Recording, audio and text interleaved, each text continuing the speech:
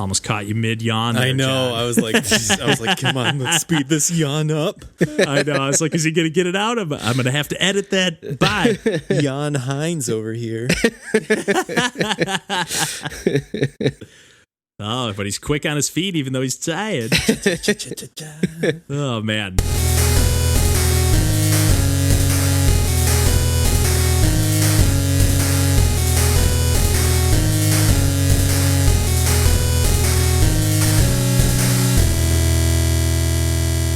Hey, everybody. Welcome to Pursuing Pixels. This is episode number 68, and my name's Kevin Portelli, and I'm here tonight with Randall Nolery. Hey, everybody. And John Hines. Hey there. And we are back, as always, to talk about some video games, as per usual. I guess that's what we do. Yep.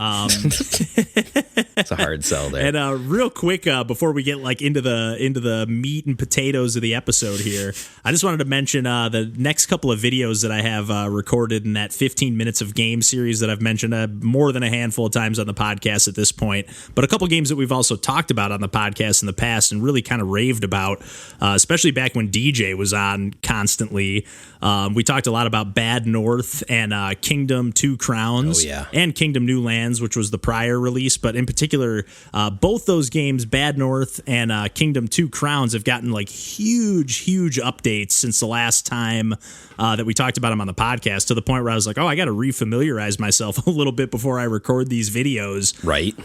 Bad North has just a ton. There's checkpoints. You can actually restart at the checkpoint. So they've kind of eased up the difficulty a little bit, at least on the normal mode. It tells you what enemies are going to show up on each island. You can kind of predict your runs a little bit better. And there's all kinds of new buffs and perks that were just not part of the game before. Yeah. So it's the Bad North. They call it the Jotunn edition, which this is another game that's available on Xbox Game Pass. So if you have that, Nice. highly recommend checking that out. And these are both actually kind of roguelike strategy games as well, which is kind of another reason I wanted to just kind of pair them together and mention real quick. But also, Kingdom Two Crowns got a new update that is a Bloodstained crossover. What? So there's Kingdom Two Crowns, and then there's Kingdom Two Crowns that they added an update at some point. I think it was an update. Maybe it was just with the initial game. They added co-op gameplay to the initial game. Nice. And then also this Shogun mode, which we talked about on the podcast before, but now this Bloodstain mode has 4 different playable characters that all have different abilities. I didn't try this at all. Jeez. But I saw it was just another mode I could pick in the options, and they kind of have streamlined the way the levels work and the way the map system works, and the game just played a little bit more smoothly and cleanly than I remembered it playing. And I loved both of these games and still do. But the updates, especially this Bloodstained update, it kind of seems like they've just added some seriously new mechanics into the game. Again, you don't really get character abilities, or even there's not really different characters. You just kind of get a randomly generated, slightly different looking king or queen. Yeah. Okay, so it's not like the mechanics in Bloodstained, where you're swapping characters and they have different abilities, on the fly. I guess I don't know. I didn't try it out, but I know there's up to 4 characters in it, but it seemed like it was I got the impression that it was you pick one and each one has a different perk or slight different play style, you know. But I guess I don't know for sure, but I just wanted to kind of give a shout out because these are both games also from Raw Fury as a publisher, which I know Devolver Digital, rightfully so, gets a lot of love for publishing indie games, but Raw Fury is a nice, little, I wouldn't call them a sleeper indie developer, but they put out a ton of really, really great indie games that many more that I really love. So they're another kind of label that I kind of seek out when I'm looking for something new to play. But just wanted to give a quick shout out to both those games. Nice. I'm already talking about them a little bit more than I meant to. But I know, Randall, you've been dipping into something new. Yeah. So why don't you take it away? Another indie game called Tony Hawk's Pro Skater 1 and 2. A lesser known title. Lesser known, yeah. Yeah, they had to dig deep for this one. I'm dying to hear about this, though.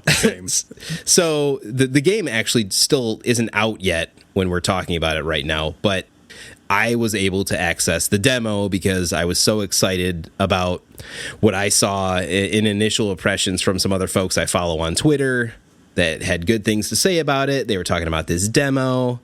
And I'm like, okay, fine. I'll buy it digitally on Xbox and do the pre-order, which I never do for a digital pre-order. For digital, yeah. I was going Yeah. to say you pre-order all the time, but yeah, for a digital, that is unheard of. Very much so. But they were willing to give me this demo, and I'm like, oh God, all right, fine. So the demo is the warehouse level, Yes. I believe from the first game. It is. It is the first. I think it's the level very of the first level, game. right? Yeah. 1 and 2, and rightfully so. That's why they package these together. They both kind of run together in my mind. So, like, Yeah. very similar experience. But this demo is just warehouse, but they didn't even give you like the videotape or skate letters throughout the level or anything. It's just straight up. We want you to feel how this thing plays and looks, essentially, and it looks and plays fantastic. Yes. It feels Yes. right, guys. It just feels like Tony Hawk. And Yes. it's That's awesome. all I want to know. Oh, that's Yeah. all I want to hear. Yes, it is that thing, and we're going to get it here very shortly. And I'm psyched. And September 4th, you said, right? Is the release date? That's the release date. Right now, it's just Xbox and PS4. I hope they bring it to Switch. But I do understand why they just targeted those kind of beefier platforms right now, and PC, I think. Yeah. But this game it's beautiful, and you can tell they threw some assets at this because it's it runs in 4K on my Xbox One X, and it looks nice. Nice. Like, you can tell that this is like end of life cycle, end of hardware. We know what we're doing type of game, and I love that. I love buying games at the end of life cycles of systems for that purpose. And yeah. You're This is getting like making the every most of little it. bit of hardware. Yes. And this is that. And yep, they still brought back most of the old soundtrack, which everybody loves, Oh, Of course. That's crucial. Yep. If they didn't have that, it would almost feel like a knockoff or something, Right. although They did add new tracks, but there's like the vast majority of old tracks. As long as it's got some similar ones, mostly in the right feel, Yep. I was They gonna got ask, Guerrilla did you Radio. guys- They've got Superman. They've got, those songs were on the demo, let alone the full game. So, Okay. You know what you're getting into. Did you guys play Yeah. what was the system that you guys played Tony Hawk's Pro Skater 1 on? I played a lot on PlayStation 1, and then I played also at my friend's house. We would play on actually Nintendo 64, which is probably not the most common system to play that on, and it kind of sucked playing with like the C buttons. It was just kind of awkward to control. Really? It was I loved it. I loved it. fine. Really? Oh, I wasn't a big fan, but maybe it was just because I was already acclimated to playing it on the PlayStation. Because I was So going to say, I played it on the N64, and that's how I also got introduced to the Dead Kennedys song Police Truck. And on the N64 version, instead of censoring the lyrics, they just took the lyrics out Of the whole song? of the whole song. So it is an instrumental version of Police Truck by the Dead Kennedys. Oh, my goodness. Oh, Nintendo. It wasn't the best platform for sports games, but would you consider the Tony Hawk games sports games? And I shouldn't say that because it had the 4 controllers. Yeah, so I shouldn't say extreme sports. Yeah, I'd still. I mean, it's obviously more arcadey. It's not going for the realism there, but I would say so. Similar vein to Wayne Gretzky's 3D hockey, which we will continue to talk about every episode as well. Every from here on out until we get to episode 99. There you go. Honor of 98. Wayne Gretzky. Wayne 98. Gretzky episode. Well, for his number 99. Oh yeah, that's fair. For his number, come That's on. fair. Come That's on. fair. I thought we were talking about My Wayne dad- Gretzky's 3D hockey 98, which was the better version of that game. That's fine. But no, I That's played. fair. It'll be a played Tony 2-part Hawk. episode. Yeah. Originally, I played Tony Hawk. I did play a little bit on PlayStation, but I primarily did play. My cousin had, I think, the first 2 games on Nintendo 64 as well. Which actually the 3rd game came out on Nintendo 64 too, which is kind of wild. Wait, really? Yeah. Yeah, it did. Man. But then, as I got way more into collecting, I primarily played them on Dreamcast because those are the best versions of 1 and 2. Oh, I forgot those came out on Dreamcast. Oh, yeah, those they're looked awesome. awesome. Yes, they're beautiful versions of those games. Although Yeah. I guess that Now we have was when this. my first PC game was Tony Hawk's Pro Skater 2, and Yeah. oh Nice. god, that was No? such a our graphics card. That was my introduction to what like you could have a computer that couldn't play certain games, because I got Tony Hawk's Pro Skater 3, and then when I booted it up, none of the textures loaded. Oh, Oof. Like it still ran, but like it was just everything was a gray box. that's hilarious. Oh man, real quick just on that note, if anybody has ever had the reluctance of like getting into PC gaming like I have always had, Itch.io has been a great introduction, because every game just works. Like I don't have a gaming PC, and I can play it. There's no issue of like it not running really. Mm-hmm. So like I highly recommend that for PC gaming. Like if you're looking to dabble, like check out some Itch.io stuff. Oh yeah. Gonna get a lot of indie stuff there, so that always helps the cause that way. Exactly. It's just like it's not taxing your computer all that much. Yes. But yes, Tony Hawk Pro Skater 1 and 2 is absolutely, from this demo anyway, I think it'll be totally worth your time, and I'm so psyched that I pre-ordered this because it's going to be awesome. Hell yeah. Yeah, how much is it, out of curiosity? $40. That's not bad. Yeah. For a full remake? I figured it'd be a full retail. Yeah, that's not bad. I think there's a special edition that gives you more like unlocks and retro stuff and whatever else for $50, and then the base game is $40. It gives you no cigar from Mill & Collin. For But yeah, it feels good, looks good. It feels like maybe it's a little bit more zoomed in, but that wasn't a problem. Yeah, otherwise it just like riding a bike, riding a skateboard. It's just like, boom, let's go. Let's play this thing. Felt great. Oh, that's so awesome. Real quick, were you able to manual? Yes. Because in Tony Hawk 1, you could not manual. So I think they added that in Tony Hawk 2. It was, yes. So good, like, good to know. They're not going to like, you're going to beat all the Tony Hawk 1 levels, and then it's like, you've unlocked manual. Yeah. But actually, on that note, you can select the control scheme that you prefer. You can play it all the levels a la Tony Hawk 1 or Tony Hawk 2, or I think the default is actually kind of a hybrid mode that they kind of developed for this version. But yeah, you can actually set whatever way you want to play the game that way. They got into that level of options with this thing. Nice. That's awesome.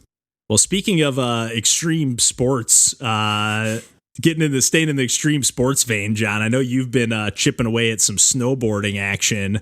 Yep. Lately, what have you been playing?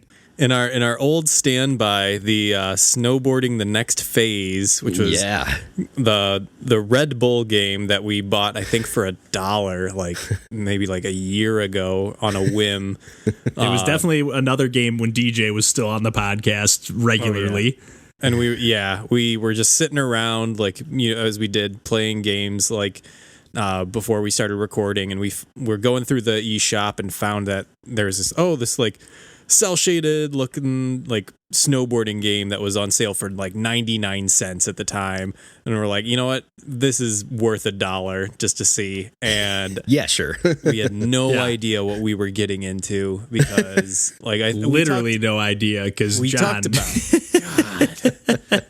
like, when we brought it up earlier in the podcast, like we were just kind of like giving our first impressions or whatever, and we played a little bit of like multiplayer together.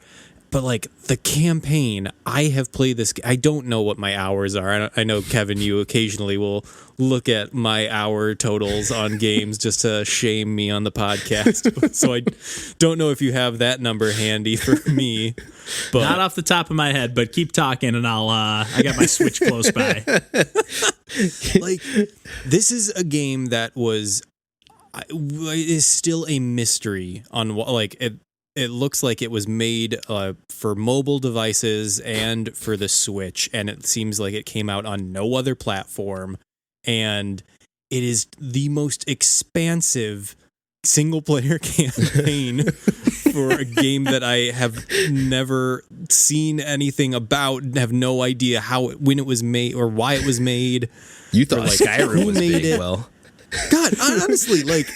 Okay, did you pull up the number? No? This can't be true. This cannot be true, because it says no. It's a low number. It says 5 hours or more, and that cannot be true. I know that it on the Switch, it like jumps from 5 to 10. No, but I feel like you have to have played more than 10 hours of that this happened to game. me too, though, with NBA 2K19. It like went back to 5 or 10 hours, which is obviously bullshit. So like maybe you guys have lapped the counter Y2K style. Just like went over and rounded back to 0. So maybe once you hit 1,000 hours on a game, so maybe John's at 1,005.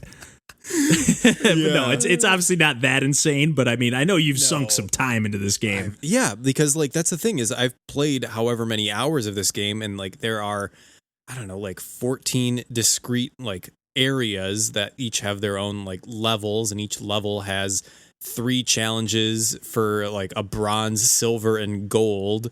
So like there are all these missions that you need to beat. And like I remember when I had booted it up, I don't know, however many months ago, I checked the last level just to see how many I needed to beat in order to unlock it. And it was like 260. And I had already like played half of the game. Whoa. And it's like, there's just so much content in this game and I don't get it. Why?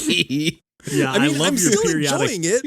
I'm having fun. Like it's a good game that I like spent basically no money on. Right. But it's just such an enigma of a game that I don't know why it was made with like so much like because that's the thing. Like when you think about a game that is made, I don't know, for like a corporation or anyone or like something that like it does some kind of marketing thing. Yeah. Right. Sponsored. Yeah. Like you usually don't have something that has this much content. No.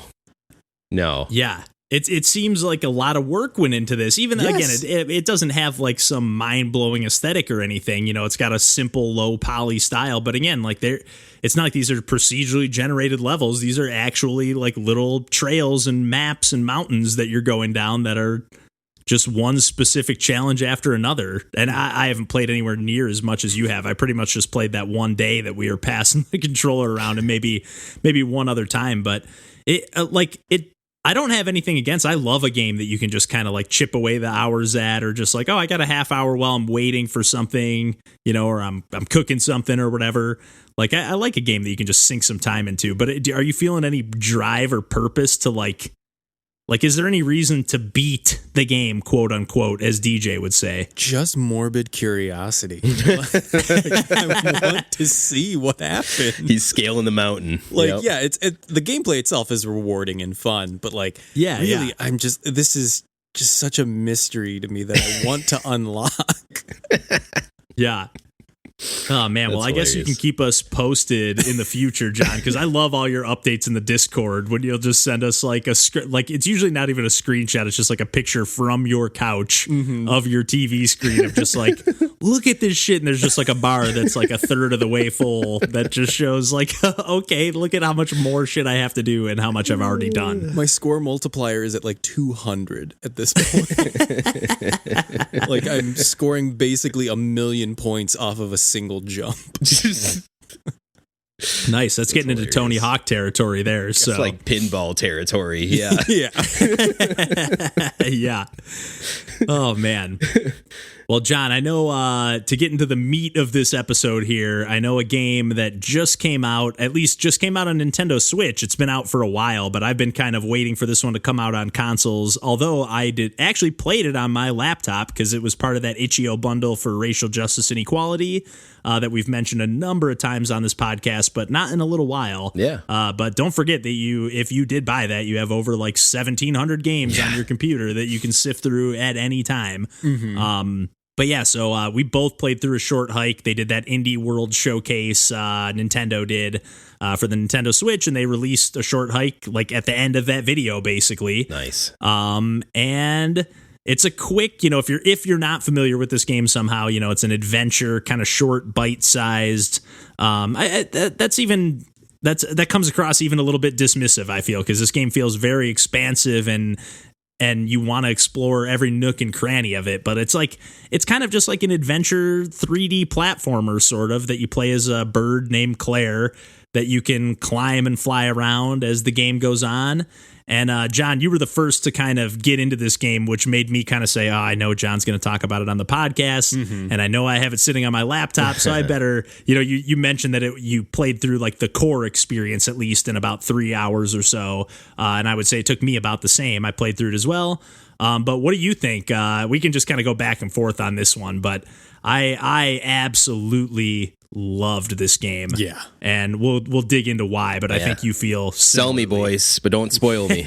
I know. Yeah. Like that's the other thing. We'll keep it. I kind of don't want to talk like at length about the game too much because I feel like a huge part of the charm is like, just interacting with people and like finding new mechanics because like I think that it's and like I described it as a huge small game where like I kept like finding new things to do, and I've really played like this game a fraction of the time that I spend on so many other games. Like I can easily play a JRPG for like 20 hours and be like, God, I haven't even started this game. Right. Yeah, I haven't even gotten the ball rolling. Yeah. Right. Whereas like I actually Go ahead. But no, like that like this one, like I remember like I was saying, like, yeah, I beat the game in 3 hours and I've like played it for 3 more hours just like finding new things like dotted around this one island. Like there's not multiple areas. You're just exploring this one open world, but like it's such a small, compact, but like there's no wasted space in it. Nice. None. No wasted space whatsoever. And wonderful. It's got like this like Nintendo DS aesthetic almost. I love like that aesthetic. The 3D, it's this 3D game. You can actually adjust it quite a bit. I don't know if you messed around with that at all, John. There's like the pixel art settings. You can actually clean it up to the point where like it almost looks like Wind Waker HD. Ooh, like it's like clean and smooth and like cell shaded, but like the main setting is like big and chunky for the pixel art. And we have heavy DS nostalgia here, all of us. So Oh yeah. I think John, you've even said a few times that that's your favorite like video system game platform. of all time, yeah. pretty much, Yeah, and this one just like immediately, but like the just like charming, like warm, cozy feelings I got playing this game. Like I booted it up like right when the bundle came out, because I was like, I'm so happy this was part of the bundle. Like that was as soon as I saw that was in there, I was like, I'm buying this Itch.io bundle. Honestly, same. Yeah, I was just like, I've been waiting for this game, and like now I want to support this cause anyways. So like I don't need to wait for it to come out on Switch, which obviously it has now.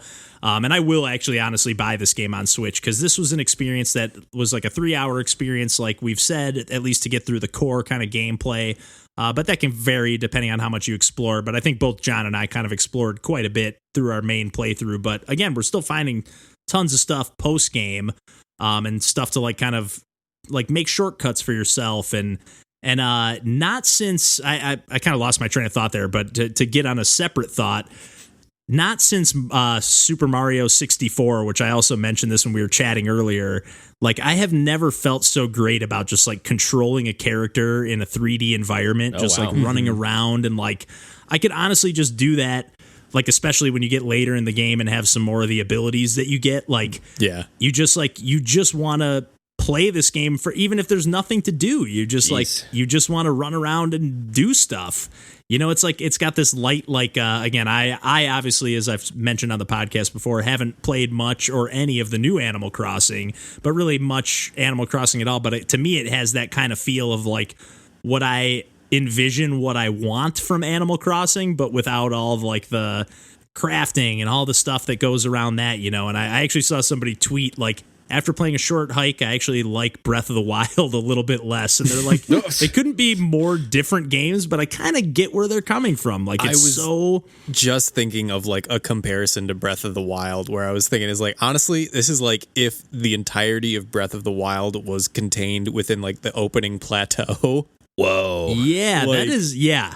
If there wasn't just like endless expanse of nothing in between things, it was just like, all right, I'm going to go to the next place that has the next thing. And like, but instead, like also everything is just because it's, you're not bogged down by menus or mechanics or anything. Like, it's really like, oh, this is like everything basically happens through either the A button or the B button. and then I think X opens your menu or whatever. Yep. And you can equip different items, but again, they all just are just a single B button press, and that's it.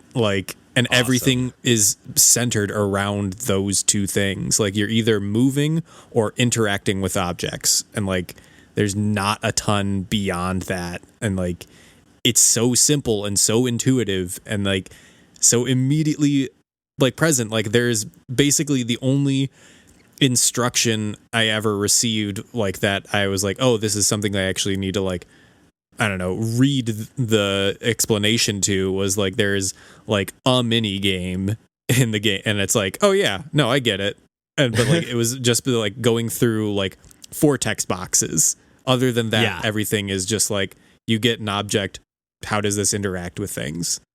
And you figure it out on your own, and it's so it is just a completely unique experience in a way that I don't think many games like it as I don't know, a puzzle platformer I would call this, but it's also like you said, it's more of an adventure game. I don't know, it's just very unique and doesn't get bogged down in a lot of tropes that those other genres have. Sheesh. No, it's you're completely right, John. It's I could gush about this game all day. The music, which as always we save for last, but the music is fucking incredible. The way you go into different areas, it kind of fades out and you just get a lot of environmental sounds, just birds chirping, just nature sounds. Yeah. There's a lot of water, so you hear water running and stuff like that.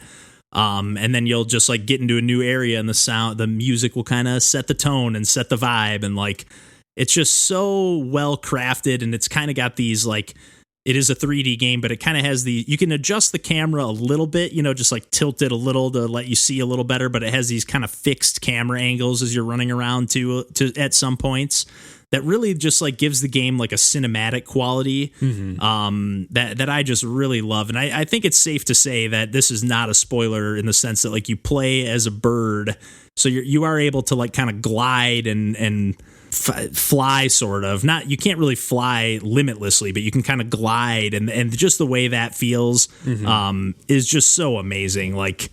It's just so amazing. And I love the core conceit of the game is that you're just trying to get cell phone service for your, you're trying to hike to the top of this mountain just so you can get cell phone service. Yeah. Nice. And I definitely, there's more to it than that, but we won't mention any of the actual story beats. I appreciate it. But but no, it's really cool. The gameplay's so fun. Like I said, even with no objectives whatsoever, I could just kind of run around in this world. Especially once you've unlocked a couple of the extra kind of abilities you can get, which are just a couple. But once you have access to everything you can do, it's just you just want to do it forever. Yeah. Honestly. Nice. Yeah. Well, one more game that I wanted to talk about real quick before we wrap things up is a game that I actually just came out today, although by the time this episode comes out, it'll be a week and a half or two since the game was actually released. But it is a game that I've been following on Twitter, the developer, for a while. They're called, the developer's name is DevDwarf, and I think there was a few other developers that were people that worked on the music and other stuff in this game as well. But the game is called Lianthus. I might be pronouncing that wrong. But you play as it has a really cool kind of not similar in the sense it doesn't look like a DS game, but it's just top down sort of 3D isometric style with some fixed camera angles adventure game. But you play as a skeleton, but definitely more of a pixel art retro not DS style. It's 3D in a sense that more like 10S or games like that I've talked about on the podcast, where it's 2D sprites sort of in a 3D world. It has a cool style though. I've saw some of those GIFs and oh, this is cool. It's really unique looking. Yeah, that's initially what caught my eye. Just scrolling on Twitter or whatever, and it's oh, this game looks cool. And then I was scrolling today and saw, hey, this game came out.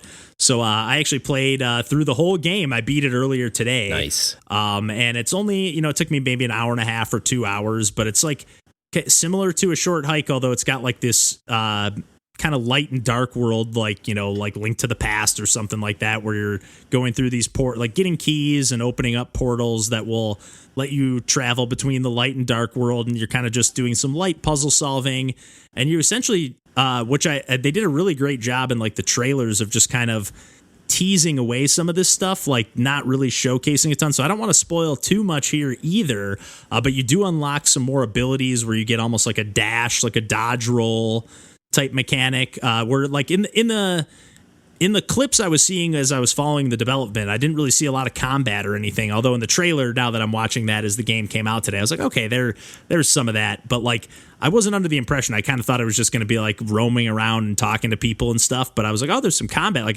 some boss battles and stuff. Nice. So you get kind of like a dodge roll, and you kind of get your skeleton kind of carries around this club that you can just kind of throw pretty quickly at enemies, almost like not like a boomerang, but it just kind of quickly respawns, and you can quickly throw it again.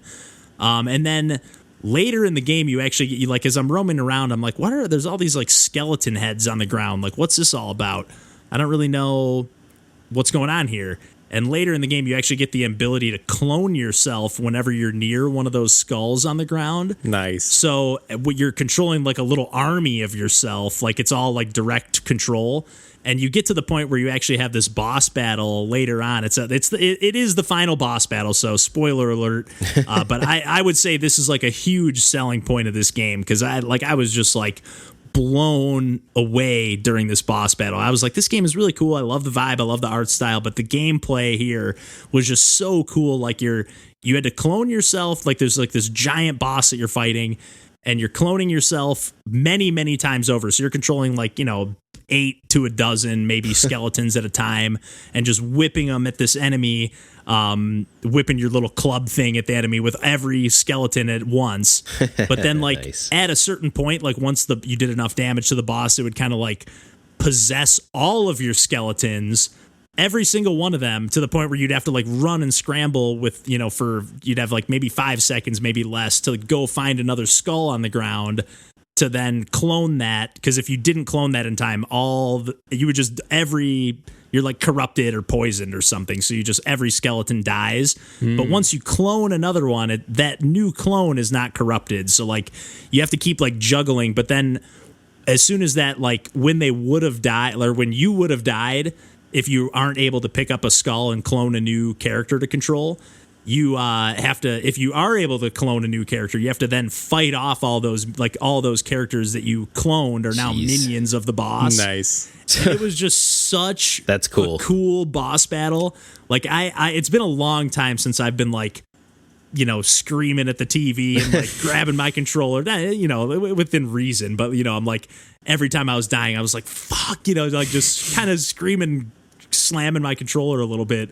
Like, I was really invested in this game from start to finish. There's a lot of cool, like, cute little dialogue. I just like Randall mentioned, just really great style that's really eye-catching and really unique. Like, it just got this like isometric, like rotating camera that like it moves on its own. You can control it a little bit as well, kind of similar to a short hike, but it'll completely rotate to kind of like almost like Resident Evil style to like show you like a scene as you're like running down a corridor, or like Creature in the Well, like we've talked about on the podcast too, where like the camera just kind of shifts to make it look a little more cinematic, I guess. But like it never really gets in the way of the gameplay. Like it's a little disorienting once in a while, but a nice feature is like if you're coming out of a area, like there'll be a couple different like in Zelda, where you transition from one zone to a new and it kind of loads a new screen. Yeah. You can't, if you immediately go back from where you came from, it actually like won't let you do that until you walk away a little bit.